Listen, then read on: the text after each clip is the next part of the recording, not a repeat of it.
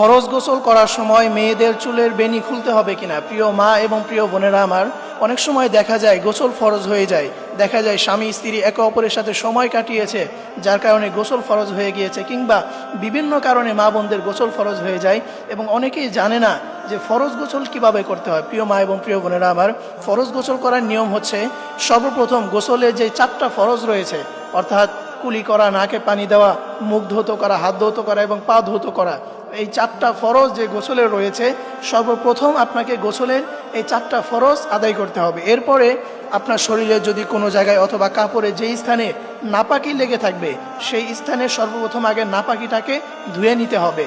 নাপাকির দৃশ্য যেটা আছে সেটা যেন উঠে যায়, এইভাবে আপনাকে ধুয়ে নিতে হবে।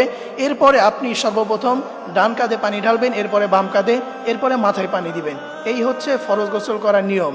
সর্বপ্রথম গোসলের ফরজ আদায় করা, এরপরে নাপাকি যে দৃশ্য সেটা দূর করে ফেলা, সেই জায়গায় ধুয়ে নেওয়া, এরপরে হচ্ছে শরীরে পানি দেওয়া। এখন অনেক মা বোনেরা বলে থাকেন যে ফরজ গোসলের সময় যে মেয়েদের চুলের যে বেনি থাকে, অর্থাৎ গোসল করার সময় তো প্রত্যেকটা জায়গায় ভালো মতো পানি পৌঁছাতে হবে, চুলের প্রতিটা গোড়ায় গোড়ায় পানি পৌঁছাতে হবে।